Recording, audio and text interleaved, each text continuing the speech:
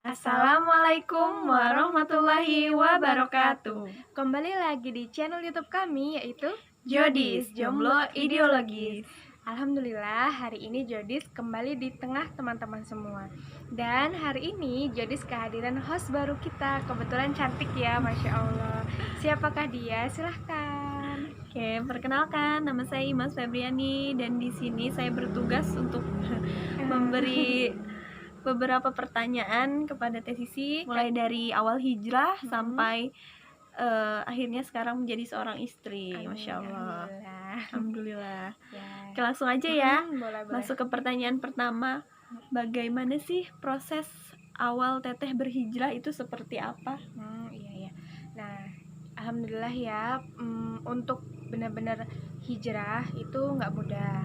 Terlebih apalagi di zaman jahiliyah ya, itu butuh benar-benar banyak support dari lingkungan, terutama teman-teman.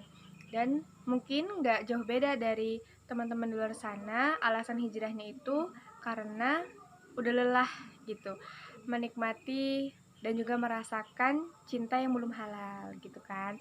Nah, hingga akhirnya memutuskan untuk udah deh nggak usah lagi kenal dan juga menjadi aktivis pacaran gitu. Dan bertemu dengan teman-teman yang luar biasa. Salah satunya memang ada teman dari SMA yang cantik, terus soleha, berprestasi, tapi punya prinsip yang bagus gitu, yaitu nggak mau nerima gitu ya, dan juga nggak mau menjadi wanita yang mudah untuk jatuh cinta gitu. Nah, akhirnya Teteh sendiri memutuskan untuk stop pacaran dan juga memantaskan diri gitu kan. Memantaskan diri, terus nanya-nanya, mencari ilmu untuk benar-benar mempersiapkan agar bisa menjadi seorang istri gitu. Hingga akhirnya alhamdulillah Allah memberikan kemudahan dan sekarang sudah berstatus sebagai seorang istri. Alhamdulillah, Masya Allah. Nah, ngomong-ngomong udah jadi istri nih, Imas mau kepo dong. Gak apa-apa ya. Ya boleh. Proses bukan proses ya, pertama ketemu dengan suami itu di mana dan itu Gimana ada gitu ya? ceritanya nggak gitu? Iya. Nah, jadi kan memang waktu itu di bumi ini ya, KKN ya, di tanah KKN. Waktu itu sebenarnya sedang didekati oleh dua ikhwan gitu. Nah, memang dalam masa-masa KKN itu sudah merasa siap untuk menikah. Cuma kan ada ini ya, ada ketentuan dari keluarga itu harus selesai kuliah dulu. Dan hingga akhirnya lucu banget itu waktu sebelum berangkat KKN ya, ini kan memang dari Metro ke Lampung Barat ya. Lampung Barat itu tempat KKN Sisi. Nah, di situ ibu udah kayak ngasih sinyal gitu, tapi sinyalnya agak aneh sih, bilang kalau uang KKN kamu habis gitu kan, kamu nikah sama orang sana gitu. Iya, terus juga bolak-balik ngobrol sama teman KKN, pokoknya nggak mau nikah sama orang yang ada di daerah KKN gitu. Mungkin semua itu karena omongan ya. Dan hingga akhirnya ketemu nih dengan kakaknya Imas gitu. Waktu itu sebel banget, kesel sama kakaknya Imas gitu kan. Dan obrolan yang pertama adalah nanyain pulsa gitu. Mas jual pulsa enggak? Terus kakaknya Imas bilang, maaf mbak, kalau mau beli pulsa di konter, katanya gitu kan. Nah, dari situlah akhirnya mungkin udah ngerasa beda. Terus sejak pertama kali ketemu juga udah ada sinyal gitu kan. Cinta. Cinta. Nah, dari situlah akhirnya pulang KKN barulah si Ikhwan gitu kan, kakaknya Imas ini memberikan tawaran mau atau tidak untuk ta'aruf dan juga ke jenjang yang lebih serius, yaitu pernikahan. Gitu ceritanya. Panjang banget. Insyaallah. Jadi bertemunya di tanah KKN ya. Tanah KKN. Di saat KKN ketemu dan merasa cocok, terus ta'aruf dan akhirnya sampai sekarang. Alhamdulillah menjadi saudara Imas juga. Nah, saat itu juga langsung nyari tahu nih ke Imas ya kan. Oh iya. Lewat WA kebetulan sepupu Imas itu murid Sisi gitu, jadi mudah untuk mencari kontak Imas gitu kan. Oh ya nih, pertanyaan ketiga. Kalau yang namanya menikah itu kan sama aja ibadah kan ya Teh, Iya, ibadah benar. terpanjang. Mm. Dan namanya ibadah itu pasti ada aja godaan setan kan. Iya, pasti. Pasti ya. Iya. Nah, kalau Teteh ada nggak apa aja gitu? Apa aja ujian di saat mau menikah itu? Nah, ujian ya, setiap orang yang ingin menikah itu banyak. Ada yang intinya adalah ada yang ragu gitu kan.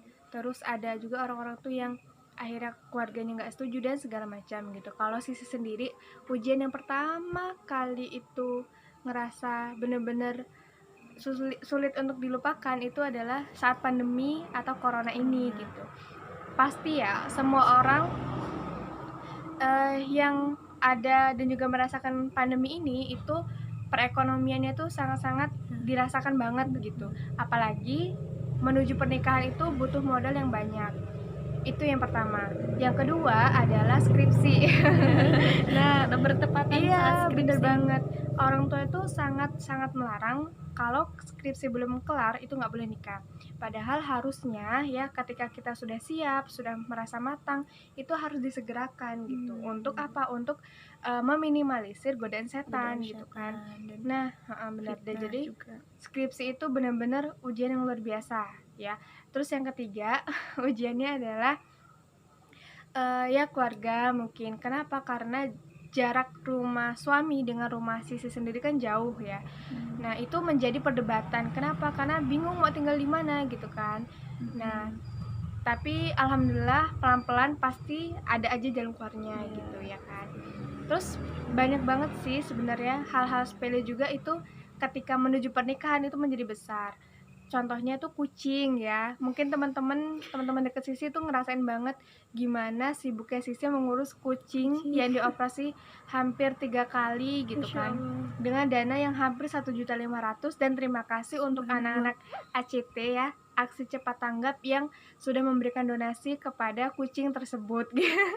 Gitu ujiannya, Dek. Masya Allah, ternyata ujian pernikahan itu nggak gampang ya Teh. Iya, benar. Harus benar-benar dipersiapkan karena menikah itu bukan hanya untuk senang-senang saja, harus diniatkan ibadah.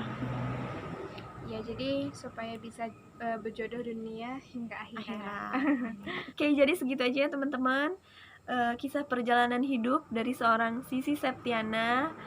Mudah-mudahan teman-teman semua bisa ngambil poinnya dan bisa menginspirasi teman-teman semua. Amin. Oh ya, sebelum kami pamit nih, Mas mau ngasih sedikit kesimpulan nih. Jadi intinya, kalau belum siap menikah, maka fokuslah untuk berbenah dan jangan takut sendiri karena ada Allah yang selalu menemani. Masya Allah. Nah, sebelum ditutup, Teteh mau promo nih ya. Jadi nanti Jodis kan sudah 3 kali rilis cerpen. Nah, memang ada satu yang udah rilis di Wattpad ya. Nah, jadi judulnya Apa Kabar Bunga. Lalu yang lainnya itu hanya di fanspage ya. Nama fanspage-nya itu Jovisa. Nah, kali ini mau hadir di IG ya. Nanti akan di-share ya nama IG-nya supaya teman-teman bisa ngikutin cerpen dari Jodis ini gitu. Jadi nanti ceritanya nggak jauh beda dari apa yang sudah Sisi paparkan. Karena itu menarik banget, menginspirasi. Terlebih itu kisahnya anak-anak mahasiswa gitu yang ada di bumi KKN. Dan ini juga nggak kalah seru dengan KKN di Desa Penari. Mungkin itu aja, Imas. Terima kasih. Oke, mungkin segini aja tayangan dari kita. Kurang lebihnya kami mohon maaf. Kami akhiri. Wassalamualaikum warahmatullahi wabarakatuh. Bawa lah dari sini